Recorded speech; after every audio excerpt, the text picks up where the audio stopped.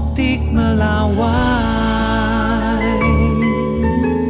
Saudara, mengajar bahasa Indonesia bukan sekadar mengenalkan kosakata dan kalimat, tapi juga sepaket dengan budaya dan tradisinya. Lalu seperti apa bahasa Indonesia yang diajarkan di Berlin, Jerman? Berikut liputan jurnalis DW Indonesia, Sorta Caroline, selengkapnya. Hari ini kami membuat batagor, sekarang masukkan di sini untuk goreng. Memasak sambil belajar bahasa Indonesia. Ini dilakukan murid kelas bahasa Indonesia di Rumah Budaya Indonesia, Berlin. Boy adalah pengajarnya. Ia sudah mengajar bahasa Indonesia bagi penutur asing sejak tahun 2021.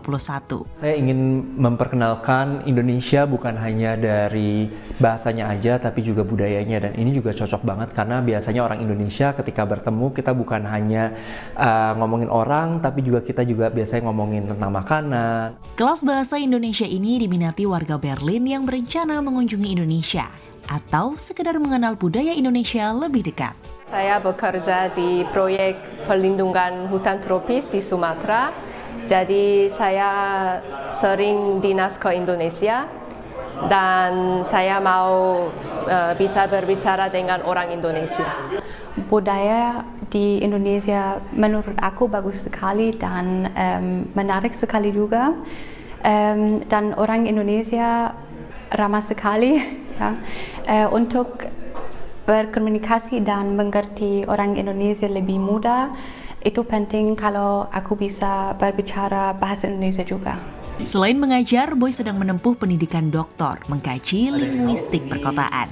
Sembari terus mengedukasi anak muda untuk berbahasa Indonesia yang baik dan benar lewat akun media sosialnya. Ya, tantangannya biasanya pembelajar itu sudah punya relasi orang Indonesia dan mereka biasanya berkomunikasi dengan orang Indonesia langsung. Dan banyak dari mereka ternyata berpikir, oh ternyata berbeda ya bahasa Indonesia yang kita pelajari di kelas dan juga kenyataannya seperti itu. Tapi memang alasannya banyak orang Indonesia sendiri yang memang mereka tidak mengenal bahasa Indonesia dengan baik dan benar. Selain Boy, ada guru bahasa Indonesia lain di Berlin, Esi Hanstein. Dia udah 28 tahun mengajar bahasa Indonesia di Jerman. Mimpi Esi untuk bertemu langsung dengan Profesor Erich Dieter Krause, penulis Kamus Indonesia Jerman, jadi kenyataan saat ia berkesempatan mengunjungi Jerman untuk mengambil data skripsi.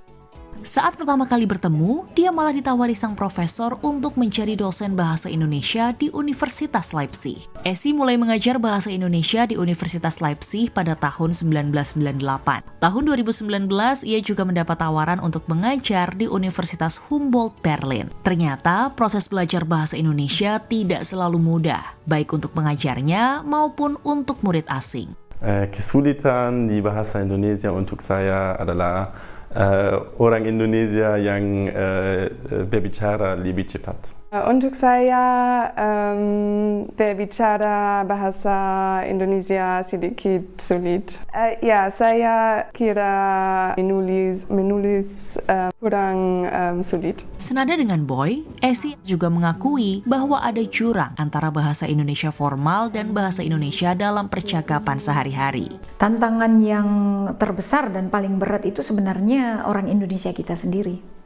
Karena apa? Mereka yang di Indonesia tidak mempergunakan bahasa Indonesia dengan baik dan benar. Tantangan yang lain yaitu bagaimana mahasiswa di sini itu kritis sekali. Tidak hanya mengajar di kelas, Esi membawa mahasiswa Jerman ekskursi ke acara kebudayaan Indonesia di Berlin, bahkan langsung ke Indonesia. Di program itu, ia melibatkan para mahasiswa dalam proyek-proyek sosial atau berkelanjutan, seperti mengajar di panti asuhan hingga mengunjungi universitas untuk berdiskusi seputar kampus hijau dan proyek SDGs PBB. Ekskursi kami ini tidak identik dengan ekskursi yang hanya bersenang-senang. Mereka di sana mempresentasikan universitas mereka, jadi mereka berdiskusi tentang bagaimana mereka ikut sedikit andil dalam menyelamatkan dunia. Dari Berlin, Jerman, Sorta Caroline, DW Indonesia melaporkan untuk Kompas TV.